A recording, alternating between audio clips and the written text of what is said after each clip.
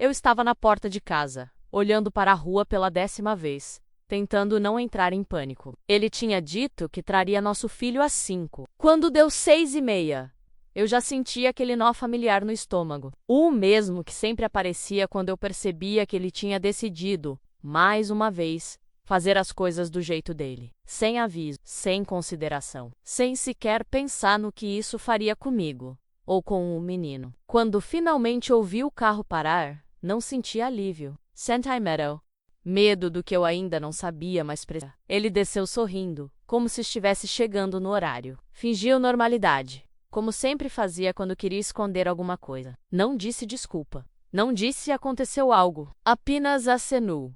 Aquele aceno rápido, impaciente, que sempre significou: não vou falar sobre isso. Então não comece. Meu filho abriu a porta do carro sem olhar para mim. Ele nunca fazia isso. Ele sempre me procurava com os olhos primeiro. Dessa vez, não. Saiu devagar, agarrado ao próprio casaco, e ficou ali, parado ao lado do carro, como se estivesse esperando uma autorização invisível para se mexer. Eu chamei seu nome. Ele demorou 1 segundo a reagir. Depois caminhou até mim e se escondeu atrás de mim. Literalmente atrás, segurando minha cintura como se não quisesse que eu o visse. Aquilo me cortou de um jeito que eu não consegui disfarçar. Tá tudo bem? Perguntei, tentando manter a voz neutra. Ele balançou a cabeça afirmativamente, mas não falou. Meu filho sempre fala, sempre conta tudo, até coisa que eu nem pergunto. Mas ali ele estava mudo, como se alguém tivesse amarrado as palavras dentro dele. Olhei para o pai e a primeira coisa que pensei foi: que você fez? Ele percebeu meu olhar. Ajeitou a postura, apertou a chave do carro e respondeu com irritação. Antes mesmo de eu abrir a boca, ela está cansado. Só isso. Não começa. Esse não começa caiu como um tapa. Uma fronteira. Eu conhecia esse tom. Era o mesmo que ele usava quando sabia que tinha passado do limite e queria se antecipar a qualquer questionamento. Mas o que mais me assustou não foi ele. Foi meu filho.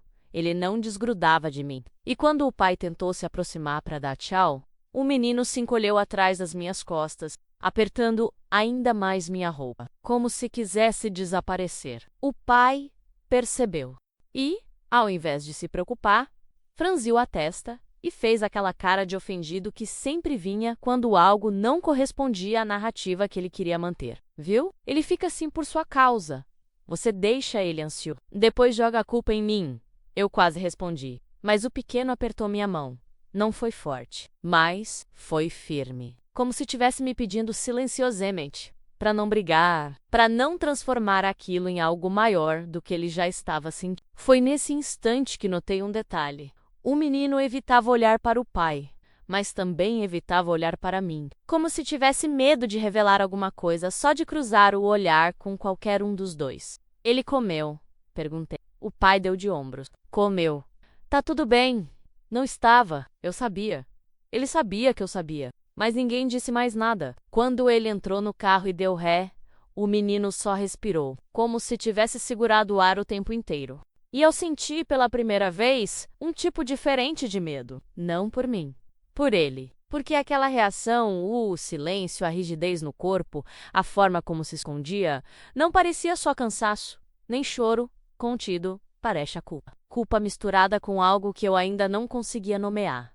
Segurei seu rosto com cuidado. Filho, o que aconteceu? Ele respirou fundo, abriu a boca, mas nenhuma palavra saiu. Antes de tudo isso começar, eu costumava pensar que conhecia meu ex-marido, não apenas como pai, mas como homem. Como alguém com quem dividi uma década inteira, menos uma década que hoje parece ter escrita em 2 línguas diferentes. A que eu entendia e a que ele realmente falava. Quando olho para trás, vejo que os sinais estavam todos lá. Só que eu era boa demais em explicar, justificar, amenizar. Eu dizia que ele era só ocupado, ou cansado, ou preocupado com o trabalho. E talvez eu acreditasse mesmo. Talvez fosse mais fácil acreditar do que admitir que o problema estava crescendo bem na minha frente. Ele sempre teve esse jeito, sedutor sem esforço. Sempre sabia o que dizer para parecer o homem mais equilibrado do mundo. Mas o que pouca gente via menos, o que só eu via menos, era a mudança sutil quando as portas se fechavam. Aquela impaciência que não era exatamente raiva, mas também não era cuidado. Aquele olhar que me media, como se eu fosse algo que ele precisava controlar, ajustar, calibrar para atender às expectativas dele. Mas o pior sempre foi o jeito como ele lidava com nossos conflitos, nunca do frente. Sempre virando a narrativa para mim. Sempre fazendo eu me sentir exagerada, sensível demais, responsável demais. Lembro de quando nosso filho nasceu.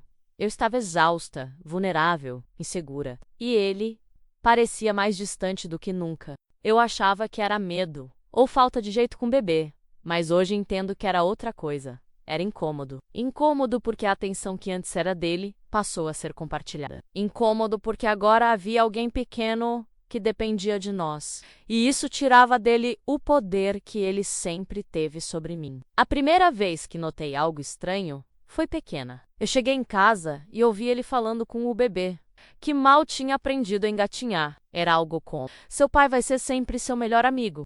Diferente da sua mãe, que vive estressada. Ele riu quando me viu na porta e disse que estava brincando. Eu acreditei. Hoje eu sei que aquilo não foi brincadeira. Menos foi o início. Conforme nosso casamento foi desgastando, ele começou a usar o menino como escudo emocional. Frases como: não quero brigar na frente dele. Você sempre mexe com o clima da casa. Eu estou tentando manter a paz. E o mais irônico é que eu sempre terminava pedindo desculpa. Por algo que ele provocava. A separação não o tornou mais maduro, apenas lhe deu novos insights. Agora ele podia se fazer de vítima com ainda mais facilidade, porque não estava mais comigo todos os dias. Estava limpinho, arrumado, encantador nos momentos de visita. E deixava para mim o peso do cotidiano, da rotina, dos medos. Era fácil parecer o pai tranquilo quando só aparecia nos dias de sol e não ficava para ver as tempestades. E apesar de tudo, eu nunca imaginei que ele fosse capaz de envolver nosso filho nos joguinhos emocionais dele. Eu nunca pensei que ele cruzaria essa linha até aquela tarde. Até aquelas 4 horas de silêncio. Porque, no fundo da minha memória, eu sempre soube que ele tinha essa capacidade. Mas eu preferi ignorar. Preferi acreditar que ele me magoaria, mas nunca magoaria o próprio filho para me atingir. Eu estava enganada. E quando meu filho voltou, encolhido atrás de mim, mudo, tenso, foi como se todos os sinais antigos se acendessem de uma vez, gritando coisas que eu não quis ouvir por anos. Só que, naquele momento, eu ainda não sabia o tamanho da verdade que eu estava prestes a descobrir. Apenas sentia menos lá no fundo, que aquela era só a primeira rachadura. Eu sempre digo que a pior mentira é aquela que a gente conta para nós mesmas. E no meu caso, a mentira vinha disfarçada de esperança. Eu queria acreditar que nosso casamento era apenas um pouco difícil, que toda relação longa passava por fases, que ele não era perfeito, mas que no fundo era um bom homem tentando fazer o melhor. Mas quanto mais eu revisito a nossa história, mais percebo que a verdade estava sempre ali, nas pequenas coisas que eu escolhi não enxergar. Ele nunca foi de explodir. O problema é que ele era do tipo que implode e arrasta todo mundo com ele silenciosamente, calculadamente. Não gritava, mas sumia. Não batia portas, mas desaparecia por horas sem explicar. Não brigava, mas fazia questão de me fazer sentir culpada por tudo. E isso desgasta, corrói devagar, vai tirando pedaços. Lembro das primeiras discussões sérias. Não eram sobre traição, nem dinheiro, nem família. Eram sobre nada específico. Pequenas frustrações que ele transformava em provas de que eu era difícil. Se eu demorava para responder uma mensagem, ele insinuava que eu estava fazendo charme. Se eu questionava algo, ele dizia que eu criava novela. Se eu apontava uma incoerência, virava crítica. E eu, que sempre fui de tentar resolver as coisas conversando, me via cada vez mais pisando em ovos. Ele tinha um talento especial para inverter situações. Fazia parecer que eu estava no controle do relacionamento, quando, na verdade, era ele quem puxava todos os fios. O desgaste começou assim, discreto. E quando eu percebi já ir à rotina, ele sumir e reaparecer como se nada tivesse acontecido. Ele se tornar distante quando eu precisava de apoio. Ele usar o silêncio como punição. Ele se vitimizar qualquer vez que eu tentava conversar seriamente. Mas houve momentos que hoje gritam na minha memória, como quando meu pai ficou internado. Eu passava o dia no hospital e chegava em casa exausta emocionalmente drenada. Eu dizia que eu não sabia lidar com essa energia triste e simplesmente voltar para casa e encontrá-la vazia se tornou comum. Ele dizia que era espaço, mas eu sabia que era fuga. Ou quando tive aquela crise de ansiedade, ele ficou olhando para mim como se eu estivesse fazendo um espetáculo pessoal e disse, literalmente, não começa, tá? Eu tive um dia difícil e eu, sufocada, pedi desculpas. Pedi desculpas pela minha dor. Essas coisas se acumulam. É assim que a gente vai deixando de ser quem é. Vai se encolhendo para caber no pouco espaço emocional que o outro oferece. E então, veio nosso filho. E por um momento curto demais, eu achei que as coisas iriam mudar. Ele parecia encantado nos primeiros dias. Ou talvez fosse só novidade, porque logo depois voltou a se afastar, a se irritar, a desaparecer dentro dele mesmo. E Yu fez-a tudo absolutamente tudo. E ele aparecia nos momentos que lhe davam visibilidade. Foto bonita, festa de aniversário, comentário elogioso de alguém de fora. E isso foi me cansando de um jeito que eu nunca soube explicar. Cansando da maneira como ele falava comigo, como se estivesse sempre 2 passos acima, como se eu fosse sempre a parte problemática da equação. Cansando da forma como ele tratava meu cansaço como drama, cansando da forma como ele exigia o melhor de mim, sem oferecer o mínimo dele. Até que um dia percebi que nosso relacionamento tinha deixado de ser parceria e se tornado um espelho torto, onde eu só me via diminuída. E foi aí que começou o fim. Não o fim oficial. Esse veio depois menos, mas o fim dentro de mim. Só que algo crucial aconteceu nessa época. Ele percebeu que estava perdendo o controle. E homens como ele não lidam bem com perda. Foi exatamente quando ele começou a usar nosso filho como ponte e como isca. Não diretamente, mas com pequenas frases, pequenos gestos, pequenas manipulações que na época eu não entendi. Hoje entendo. Hoje tudo se encaixa. E foi por isso que naquela tarde em que ele sumiu com o menino por horas, eu senti alguma coisa familiar, um déjà vu emocional, o mesmo incômodo que eu sentia nos piores momentos do nosso casamento. Aquela sensação amarga de que ele estava tentando de novo me atingir, usando aquilo que eu tinha de mais precioso. Eu apenas não sabia o tamanho do impacto que aquilo teria. A separação não transformou meu ex-marido em alguém melhor, menos apenas lhe deu novos métodos. E com o tempo, fui percebendo que cada gesto inocente escondia uma intenção. Ele não queria construir um relacionamento saudável com o filho. Ele queria provar um ponto. Queria garantir que, mesmo longe, ainda tinha poder sobre mim. E foi justamente aí que tudo começou a piorar. Primeiro vieram os pequenos acidentes com horários. Ele chegava atrasado, sempre com uma justificativa pronta. Depois passou a cancelar visitas de última hora, como se a rotina do filho fosse algo maleável, moldável ao humor dele. E quando eu reclamava, ele me acusava de controladora, inflexível, muito emocional. Mas houve um dia que eu nunca esqueci. Um dia que, olhando agora, vejo que foi o primeiro grande sinal de que ele cruzaria fronteiras sem pensar no impacto. Ele levou o nosso filho para um passeio rápido. Era fim de tarde, e ele disse que voltaria em 2 horas. Tudo parecia normal até que, de repente, ele parou de responder mensagens. O telefone chamava e ninguém atendia. Eu sabia que ele tinha esse hábito comigo. Sumir quando queria esticar algo ou quando não queria discutir. Mas nunca pensei que faria isso com o menino junto. Quando ele voltou, muito mais tarde do que o combinado, disse apenas: "Estávamos nos divertindo. Você complica demais." Eu tentei argumentar, explicar que eu estava preocupada, mas ele virou o rosto, riu e jogou: "Você precisa relaxar. Tá criando um filho inseguro." Eu lembro de ter ficado em silêncio porque, de alguma forma, aquelas palavras me atingiram mais do que eu gostaria. Eram cruéis. E, ao mesmo tempo, eu reconheci o padrão. Ele transformando a minha preocupação legítima em histeria. Só que as coisas começaram a escalar de verdade quando ele percebeu que o filho confiava em mim mais do que nele.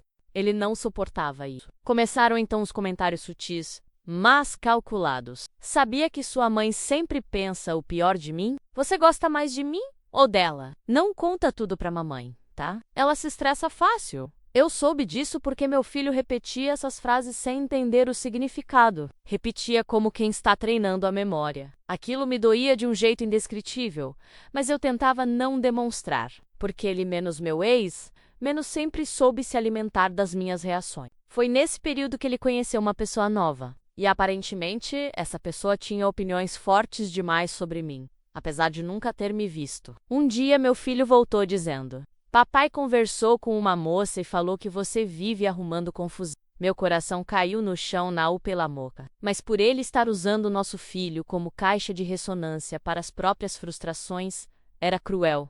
E ficava pior. Porque logo começaram os encontros secretos. Ele levava o menino a lugares onde eu não sabia que ir. Voltava com histórias vagas, cheias de buracos. E quando eu perguntava algo básico, onde vocês foram? Ele devolvia com respostas afiadas. Você não confia em mim, é isso? Pra que saber tudo? Você precisa soltar mais a última viagem não combinada que eles fizeram. Antes do episódio do sumiço, foi um alerta silencioso. Ele disse que ia apenas dirigir para esfriar a cabeça. Voltou 3 horas depois, e meu filho estava diferente. Irritado, calado, como se tivesse visto algo que não soubesse traduzir. Quando perguntei, ele respondeu: Papai falou que você vai ficar brava se eu contar. Essa frase me perseguiu durante dias, e algo dentro de mim se partiu ali. Eu sabia que aquilo não era mais só irresponsabilidade, era manipulação, manipulação direcionada, calculada, e ele estava envolvendo nosso filho nela. Mas eu ainda não tinha provas, e sem elas, qualquer acusação seria vista como exagero. Então, naquele dia em que ele sumiu por 4 horas e voltou com um menino mudo, grudado em mim, escondido atrás das minhas costas, eu já tinha um pressentimento claro.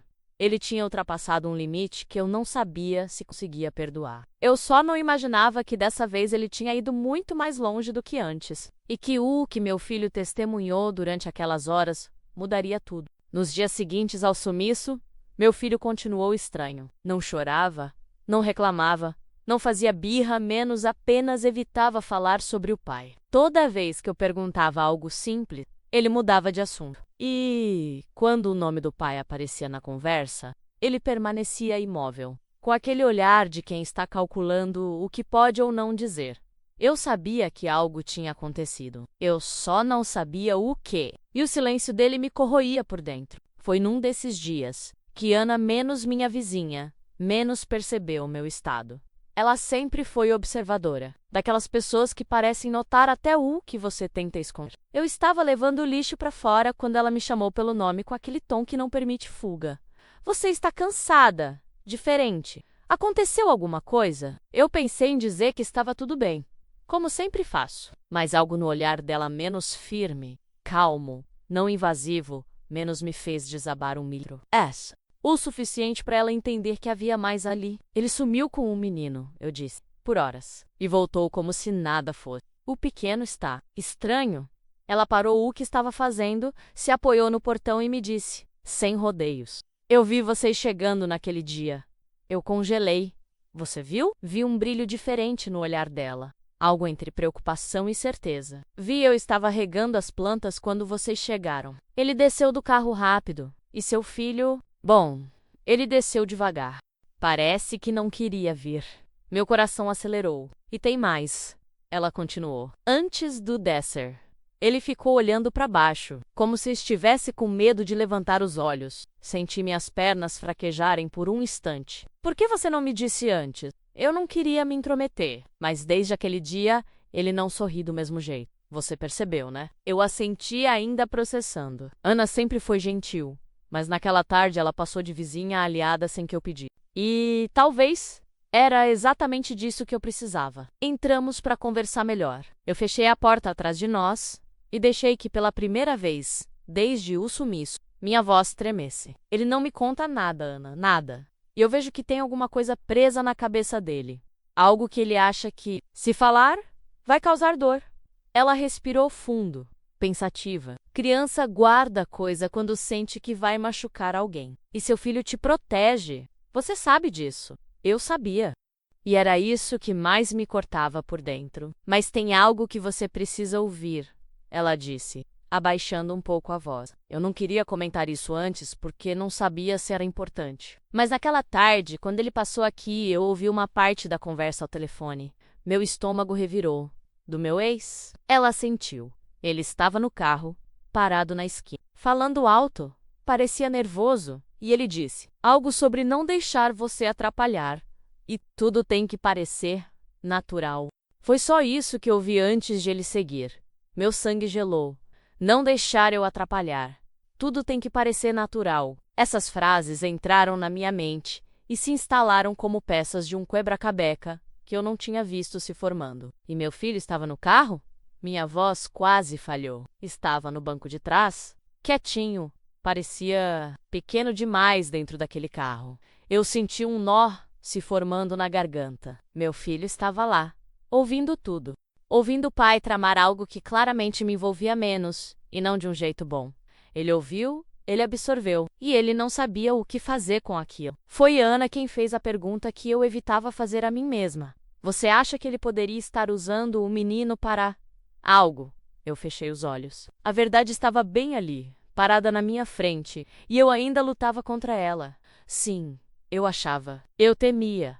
E naquele instante, eu soube que não estava paranoica. Que o comportamento do meu ex naquela tarde não tinha sido aleatório. Que o silêncio do meu filho não era um simples cansaço. Havia algo a mais, algo grande, algo que ele viu, ouviu, presenciou. Algo que o pai disse ou fez. E pela primeira vez, eu senti que precisava ir mais fundo, que precisava escutar cada palavra, cada gesto, cada silêncio do meu filho com olhos novos. Porque a verdade estava ali, escondida atrás de medo e culpa.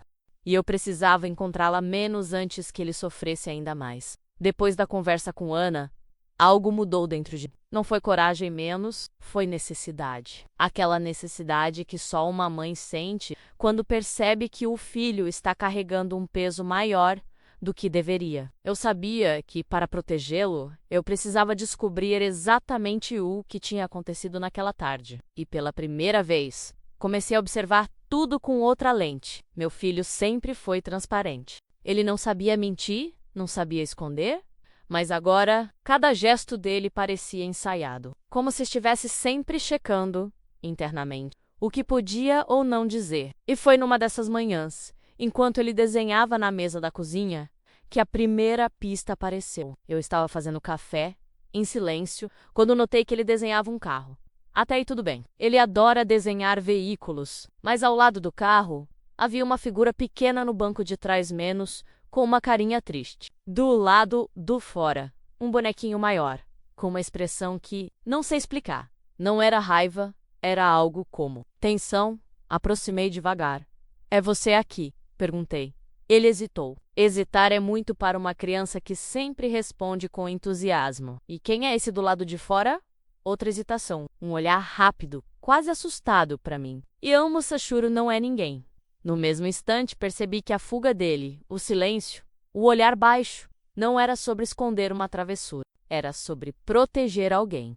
Ou proteger a mim. O desenho era um pedido de ajuda discreto. Eu só precisava interpretar. Mais tarde, quando ele foi brincar no quarto, comecei a checar as coisas dele. Não para invadir menos, mas para entender. E encontrei algo. Um papel amassado no bolso do casaco era um recibo de um lugar onde teoricamente eles não deveriam ter ido. Não era shopping, nem cinema, nem parquinho. Era um endereço residencial. Um nome feminino. Meu coração acelerou.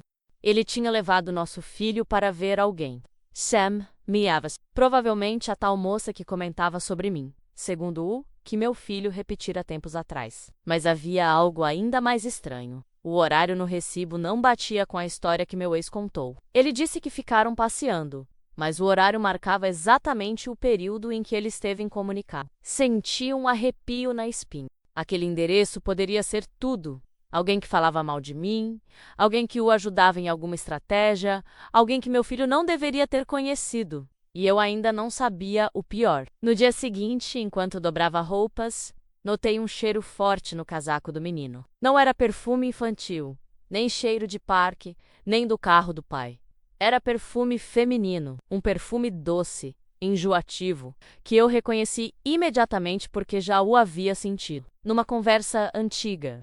Uma vez, há meses, meu ex apareceu com esse cheiro. Ele fingiu que era sabonete da academia. Agora, aquele cheiro estava impregnado no casaco do nosso filho. Meu estômago revirou. O menino havia estado perto daquela mulher. Não só perto, provavelmente no ambiente dela, talvez no carro dela, talvez na casa dela, e de algum modo, aquilo tinha deixado ele desconfortável. Resolvi investigar o recibo.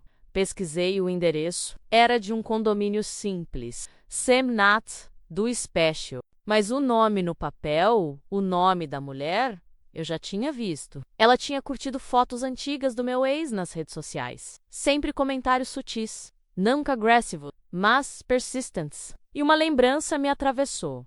Um dia, ainda casados, ele recebeu uma ligação e quando viu o celular, ficou tenso. Desligou antes que eu visse o nome, mas eu tinha captado as primeiras letras. E eram exatamente as mesmas letras do nome do recibo. O chão pareceu balançar por um segundo. Então ele já a conhecia antes e mentiu sobre isso. E agora, meses depois da separação, estava levando nosso filho para Encontralá, Semé Abissá. E o pior, meu filho ouviu uma conversa telefônica no carro, na frente da casa dela, enquanto ele dizia não deixar eu atrapalhar e fazer parecer natural. Tudo entrava num encaixe que me deu enjoo. Não era só traição emocional, não era só irresponsabilidade, não era só desrespeito. Ele estava construindo uma narrativa. Ele estava montando uma história alternativa, preparando terreno com alguém ao lado dele e usando nosso filho como parte do cenário. Era algo mais frio, mais calculado, mais perigoso emocionalmente do que eu tinha imaginado. E enquanto eu juntava essas peças, lembrei do momento mais estranho do dia do sumiço, quando o pai tentou tocar no menino para se despedir, e ele recuou como se tivesse levado um choque. Não era medo do pai, era medo do que o pai representava naquele momento, daquela rede de segredos que ele não sabia se podia revelar. Eu respirei fundo, tentando acalmar o coração. Eu precisava descobrir tudo, cada detalhe, cada mentira. E eu sabia exatamente onde começar. No olhar do meu filho, no recibo encontrado. E naquela mulher, cujo nome agora ecoava como uma sombra entre nós, e o que eu descobri a seguir, desmontou completamente a versão do meu ex. Eu sabia que estava chegando perto de alguma coisa, menos daquele tipo de verdade que não aparece inteira de uma vez, mas em fragmentos, um cheiro, um recibo, um silêncio, um olhar. Só que eu ainda não esperava que tudo fosse se encaixar tão rápido. ETA foi numa noite comum, dessas em que o silêncio da casa parece maior do que deveria. Meu filho tinha acabado de dormir e eu estava separando a mochila dele para a escola quando encontrei algo que não deveria estar ali. Um envelope dobrado, com a letra do meu ex. Meu coração acelerou. Abri com cuidado, esperando encontrar talvez um bilhete esquecido, um papel qualquer. Mas não era nada disso. Era um panfleto, de um escritório de advocacia. E preso ao panfleto, um post-it escrito à mão. Fala que quer ficar mais comigo. Se não for espontâneo, não funciona. Eu parei de respirar por alguns segundos. Aquilo não era uma sugestão inocente. Não era um comentário. Era uma instrução para o nosso filho. Meu ex estava tentando manipular o menino para que ele dissesse espontaneamente que queria ficar mais tempo com o pai, que queria talvez mudar a rotina, a guarda, a convivência. E isso explicava tantas coisas. O silêncio, a culpa, o medo de falar, o comportamento estranho quando chegou em casa, o jeito como ele recuou quando o pai tentou tocá-lo. E o pior, a pressão emocional que o menino vinha recebendo sem saber traduzir. Eu sentei na cama, o papel tremendo na minha mão. Era como se, de repente, tudo o que eu desconfiava tivesse sido colocado na minha frente, de forma clara e cruel. E não parecia ser a primeira vez que ele tentava isso. O recibo do endereço da mulher agora ganhava outro contexto. Ela não era só uma nova namorada. Ela era testemunha, parte de um plano, talvez até aconselhando. Talvez participando das conversas que o menino ouviu sem querer dentro do carro, enquanto o pai dizia que tudo precisava parecer natural. Meu estômago se embrulhou. Se ele estava tentando reorganizar a narrativa, então isso explicava o sumiço de 4 horas. Ele precisava de tempo para ensaiar. Ensaiar falas, ensaiar justificativas, ensaiar a versão dele. E usar o menino como peça central. Respirei fundo, tentando absorver tudo. Mas não deu tempo, porque naquele momento ouvi a porta do quarto do meu filho ranger. Ele apareceu na soleira, abraçado ao cobertor, com os olhos meio abertos de mãe. El murmurou. Você vai brigar se eu falar uma coisa? Meu mundo parou. Ajoelhei na frente dele, segurando seu rosto quente e amassado de Não, nunca vou brigar porque você me contou a verdade. Ele hesitou por longos segundos. E então disse, o papai falou que sei e o contasse. Você ia ficar muito... Que eu ia estragar tudo. Meu coração doeu como se alguém tivesse apertado por dentro. Estragar o quê, filho? Ele desviou o olhar, apertando o cobertor contra o rosto. Eu senti um frio percorrer minha espinha. Que surpresa! Ele respirou fundo, como se estivesse carregando uma responsabilidade enorme para um corpo tão pequeno. A casa nova, a casa nova, a casa do recibo, a casa da mulher desconhecida, a casa onde meu filho tinha estado, sem eu saber. E então ele completou, num sussurro quase inaudível. O papai falou que, quando tudo ficasse certo, eu ia morar 2 dias lá e 2 dias aqui, que ia ser melhor para todo mundo. Mas que eu não podia contar ainda, porque você ia atrapalhar. A palavra atravessou meu peito como faca. Atrapalhar. Ele tinha repetido exatamente o que disse no carro. Aquilo que Ana ouviu. Aquilo que ele planejou. E meu filho estava tentando agir como esperavam dele. Tentando guardar um segredo que nunca deveria ter sido colocado nas mãos dele. Eu puxei meu filho para o meu colo, abraçando firme, sentindo seu corpo relaxar como se, finalmente, estivesse soltando um peso que não era dele.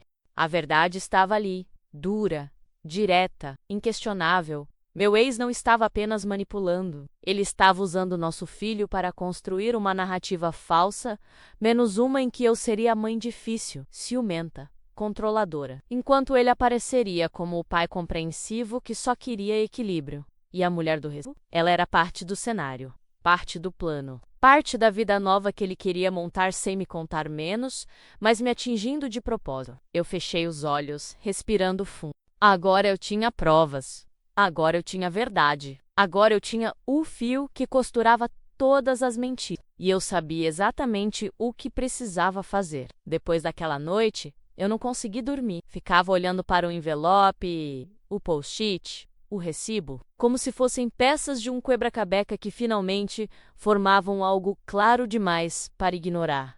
Não era paranoia, não era exagero. Ele realmente estava montando uma história por trás de mim, menos usando o nosso filho como ferramenta. Aperte dali. Tudo mudou dentro de mim. Eu sabia que não podia confrontar meu ex de imediato. Ele era mestre em inverter situações. Se eu fosse com raiva, ele me pintaria como instável. Se fosse com tristeza, diria que eu era emocional demais. Então decidi fazer o que ele menos esperaria. Silêncio estratégico. Comecei reunindo tudo. Fotos dos horários, mensagens não respondidas, o recibo, o post-it, o desenho, anotações da conversa com Ana. Pequenos detalhes que, isolados, pareciam nada, mas juntos contavam uma história inteira. Não queria expor meu filho a nenhum conflito, então passei a observar mais de longe. Cada reação dele ao falar do pai, cada silêncio, cada hesitação. E quanto mais eu via, mais certeza tinha de que ele carregava algo pesado demais. Numa tarde, enquanto meu filho brincava no quintal, sentei com Ana para organizar tudo. Ela me ajudou a lembrar dos horários, a registrar o que viu e ouviu. Pela primeira vez, eu me senti amparada. Não estava mais sozinha nessa guerra silenciosa. Aos poucos, comecei a entender o plano dele. Criar a ideia de que o filho estava mais feliz ao lado dele. Para, lá na frente, pedir uma mudança na guarda, parecendo natural. E eu seria a vilã emocional da história. Era inteligente, frio e calculado. Mas, se ele tinha subestimado alguma coisa, tinha sido isso. Eu também sabia lutar quando se tratava do meu filho. E eu estava pronta. Marquei com ele numa tarde neutra, sem dar pista. Disse apenas que queria conversar rapidamente antes da próxima visita. Minha voz estava calma, menos calma o suficiente para ele acreditar que eu não tinha nada além de um incômodo comum. Ele chegou com aquele ar confiante, o mesmo de sempre, como se estivesse sempre 2 passos à frente. Pode falar, disse, olhando o relógio como se já estivesse entediado. Coloquei a pasta sobre a mesa. Ele franziu a testa. Que isso? Proas, respondi. E antes de você negar, vou falar uma vez, e só uma. Comecei pelo recibo.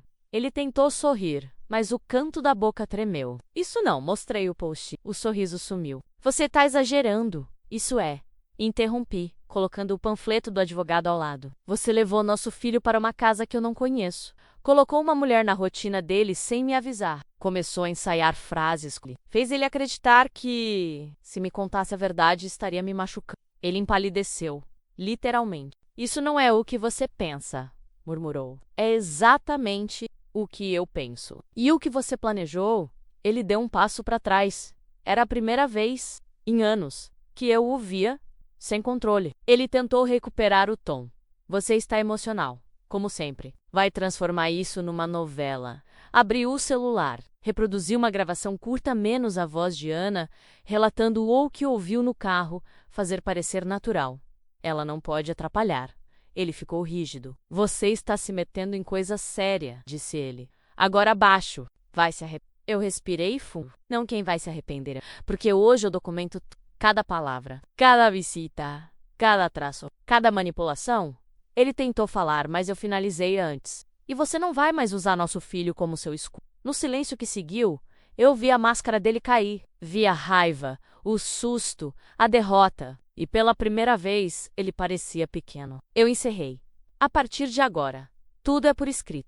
E se você tentar qualquer jogada, eu tenho provas suficientes para desmontar tudo. Ele não respondeu, apenas saiu, sem a postura segura, sem um sorriso treinado. E pela primeira vez eu senti a narrativa dele tinha caído. Depois daquele confronto, algo mudou na minha vida. Não de forma estrondosa, mas como quando você abre uma janela numa casa fechada há anos, o ar entra devagar, mas entra. Ele não tentou nada na semana seguinte. As visitas ficaram mais curtas, sempre pontuais, sempre certinhas. Não porque tinha virado um bom pai de repente, mas porque sabia que eu estava atenta. Sabia que desta vez ele não teria espaço para inventar versões atensa ao Caio. Não sumiu menos, mas caiu o suficiente para eu respirar sem sentir culpa. Meu filho também começou a mudar. Aos poucos, foi relaxando perto de mim. Voltou a rir mais alto, a falar sem medo de me machucar, a brincar sem olhar para os lados como se alguém estivesse fiscalizando suas palavras. Um dia,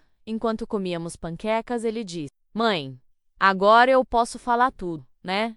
Eu engoli seco. Aqui você sempre pode falar tudo. Ele sorriu, simples, aliviado. E eu percebi que aquela era a verdadeira vitória. Não o confronto não as provas. Não o susto no rosto do meu ex. Mas o sorriso do meu filho, livre, sem medo de escolher lados. Sem medo de me ferir com a verdade. Comecei a reconstruir minhas rotinas também. Voltei a dormir melhor. Voltei a me ouvir mais. A me respeitar, a entender que eu não precisava ser forte o tempo todo, só precisava ser honesta comigo mesma. Passei a sentir prazer novamente nas pequenas coisas, organizar livros, caminhar com meu filho pela manhã, conversar com Ana no portão. Às vezes ela dizia: Você tá mais leve. E eu realmente estava. Quanto ao meu ex, ele nunca pediu desculpa, nunca admitiu nada, mas também nunca mais tentou me manipular usando o menino. O silêncio dele, dessa vez, trabalhou a meu favor. Eu aprendi que às vezes justiça não é alguém ser punido, é você finalmente enxergar a si mesma sem as distorções que alguém colocou em cima da sua imagem. É recuperar sua voz, sua clareza, sua dignidade. Hoje, quando olho para trás, não sinto raiva, sinto lucidez. A sensação de que precisei atravessar aquele caos para entender que o amor que eu mais precisava proteger era o amor que tenho pelo meu filho. E se um dia meu filho me perguntar por que tudo aconteceu, vou dizer a verdade. Porque algumas pessoas tentam controlar histórias, mas a nossa eu nunca deixei tirar de você. E essa é a maior vitória da minha vida. Obrigada por caminhar comigo até aqui.